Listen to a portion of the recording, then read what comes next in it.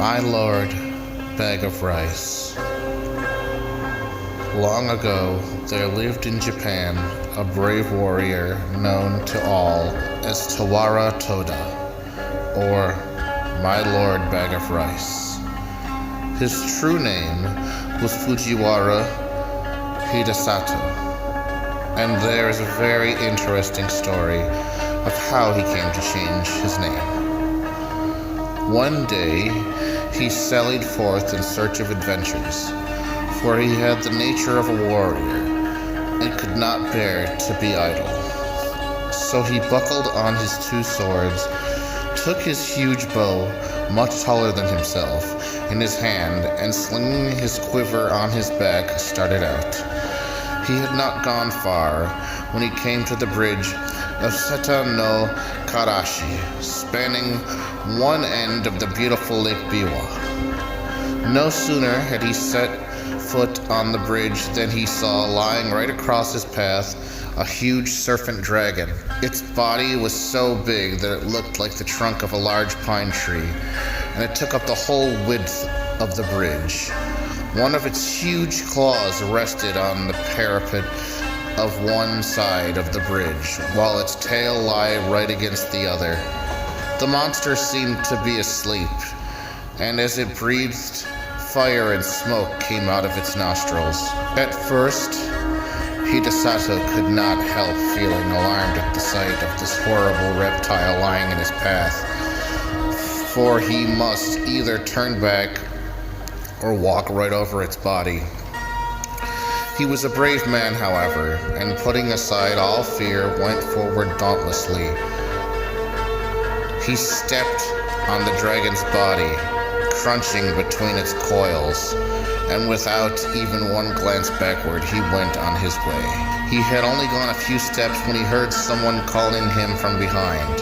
On turning back, he was much surprised to see the monster dragon had entirely disappeared, and in its place was a strange-looking man who was bowing most ceremoniously to the ground. His red hair streamed over his shoulders and were surmounted by a crown in the shape of a dragon's head, and his sea-green dress was patterned with shells. Hidesato knew at once that this was no ordinary mortal, and he wondered much at the strange occurrence. Where had the dragon gone in such a short space of time? Or had it transformed itself into this man? And what did the whole thing mean? While these thoughts passed through his mind, he had come up to the man on the bridge and now addressed him. "Was it you that called me just now?" "Yes, it was I," answered the man. "I have an earnest request to make to you. Do you think you can grant it to me?" "If it is in my power to do so, I will," answered Hidesato. "But first, tell me, who are you?" "I am the Dragon King of the lake, and my home is in these waters just under this bridge." "And what is it that you have to ask of me?" said Hidesato. "I want you to kill my mortal enemy, the centipede, who lives on the mountain beyond." And the Dragon King pointed to a peak on the opposite shore of the lake. "I lived now for many years in this lake, and I have a large family of children and grandchildren. For some time past, we have lived in terror, for a monster centipede has discovered our home, and night after night it comes and carries off one of my family. I am powerless to save them. If it goes on much longer like this, not only shall I lose my children, but I must fall victim to the monster. I am therefore very unhappy, and in my extremity I am determined to ask the help of a human. For many days with this intention I have waited on the bridge in the shape of the horrible serpent dragon that you saw, in the hope that some strong brave man would come along. But all who came this way as soon as they saw me were terrified and ran away as fast as they could. You are the first man I have found able to look at me without fear, so I knew at once that you were a man of great courage. I beg you to have pity on me. Will you not help me and kill my enemy, the centipede?" Hidesato felt very sorry for the Dragon King on hearing his story, and readily promised to do what he could to help him. The warrior asked where the centipede lived so that he might attack the creature at once. The Dragon King replied that its home was on the mountain Mikiyami, but that it came every night at a certain hour to the palace of the lake. It would be better to wait till then. So Hidesato was conducted to the palace of the Dragon King under the bridge. Strange to say, as he followed his host downwards, the waters parted to let them pass, and his clothes did not even feel damp as he passed through the flood. Never had Hidesato seen anything so beautiful as this palace, built of white marble beneath the lake. He had often heard of the Sea King's palace at the bottom of the sea, where all the servants and retainers were saltwater fish, but here was a magnificent building in the heart of Lake Biwa. The dainty goldfish, red carp, and silvery trout waited upon the Dragon King and his guest. Hidesato was astonished at the feast that was spread for him. The dishes were crystallized lotus leaves and flowers, and the chopsticks were of the rarest ebony. As soon as they sat down, the sliding doors opened, and 10 lovely goldfish dancers came out, and behind them flowed 10 red carp musicians, with the koto and the samisen. Thus the hours flew by till midnight, and the beautiful music and dancing had banished all thoughts of the centipede. The Dragon King was about to pledge the warrior in a fresh cup of wine, when the palace was suddenly shaken by a tramp, as if a mighty army had begun to march not far away. Hidesato and his host both rose to their feet and rushed to the balcony, and the warrior saw on the opposite mountain 2 great balls of glowing fire coming nearer. The Dragon King stood by the warrior's side, trembling with fear. The centipede, those 2 balls of fire are its eyes. It's come looking for its prey. Now is the time to kill it. Hidesato looked where his host pointed, and in the dim light of the starlit evening behind the 2 balls of fire, he saw the long body of an enormous centipede winding around the mountain. And the light in its 100 feet glowed like so many distant lanterns moving slowly toward the shore. Hidesato showed not the least sign of fear.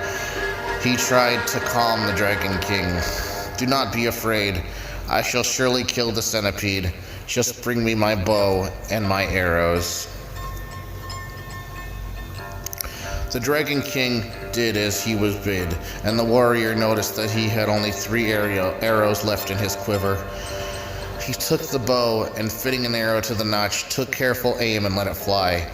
The arrow hit the centipede right in the middle of its head, but instead of penetrating it, it glanced off harmlessly and fell to the ground. Nothing daunted Hidesato, and he took another arrow, fitted it to the notch of the bow, and let it fly. Again the arrow hit its mark, and it struck the centipede right in the middle of its head, but only for once more, to glance off and fall to the ground. The centipede was invulnerable to weapons. When the Dragon King saw that even his bravest warrior's arrows were powerless to kill the centipede, he lost heart and began to tremble with fear. The warrior saw that he had now only 1 arrow left in his quiver, and if this one failed, he could not kill the centipede. He looked across the waters. The huge reptile had wound its horrid body 7 times round the mountain, and would soon come down to the lake. Nearer and nearer and nearer it gleamed the fireballs of its eyes, and the light of its 100 feet began to throw reflections into the still waters of the lake. Then suddenly the warrior remembered that he had heard this human saliva was deadly to centipedes. But this was no ordinary centipede. This was the monstrous type that even to think of such a creature made one creep with horror. Hidesato was determined to try this, his last chance.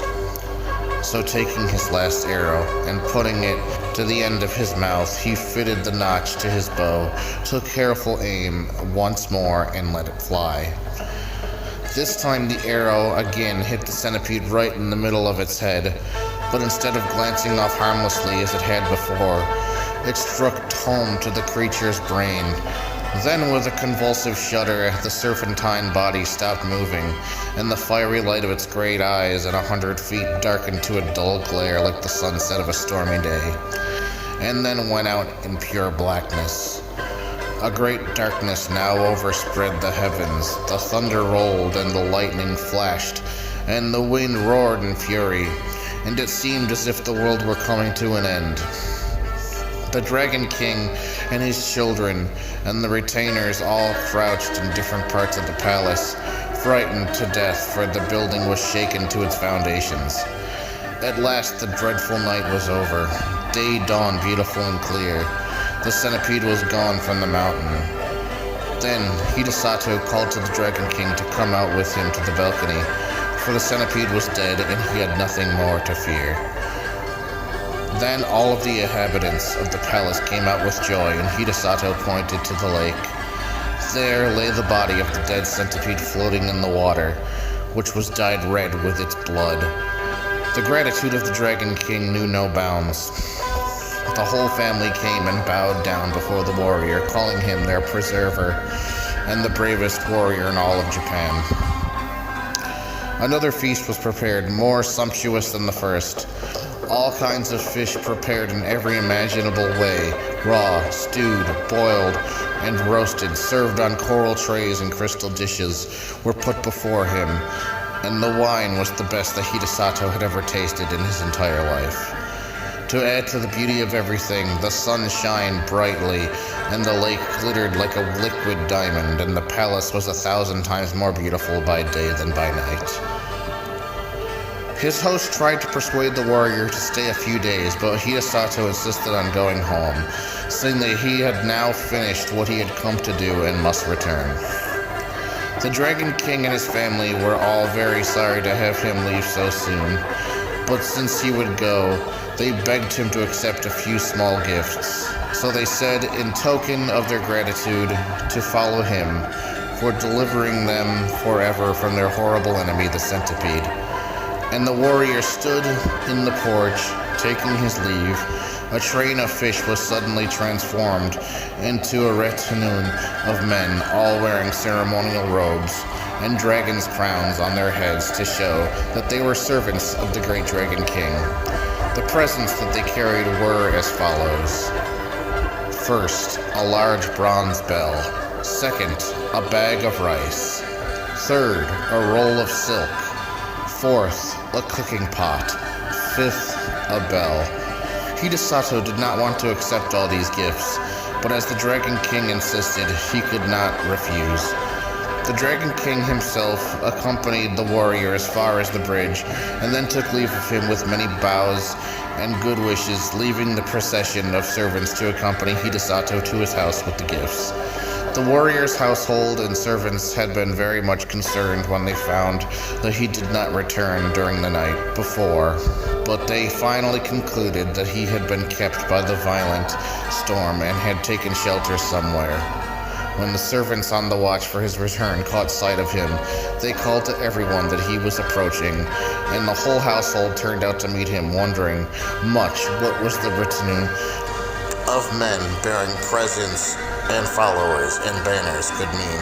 As soon as the Dragon King's retainers had put down the gifts, they vanished, and Hidesato told all that had happened to him. The presents which he had received from the grateful Dragon King were found to be of magic power. The bell only was ordinary, and as Hidesato had no use for it, he presented it to the temple nearby, where it was hung up to boom out the hour of the day over the surrounding neighborhood. The single bag of rice, however, much was taken from it, day after day, for the meals of the samurai and his family never grew less. The supply in the bag was inexhaustible. The roll of silk, too, never grew shorter, though time after time long pieces were cut off to make the warrior a new suit of clothes to go to court in at the new year. The cooking pot was wonderful, too. No matter what was put into it, it cooked deliciously whatever was wanted without any firing. The fame of Hidesato's fortune spread far and wide, and there was no need for him to spend any money on rice or silk or firing. He became very rich and prosperous and was henceforth known as My Lord Bag of Rice.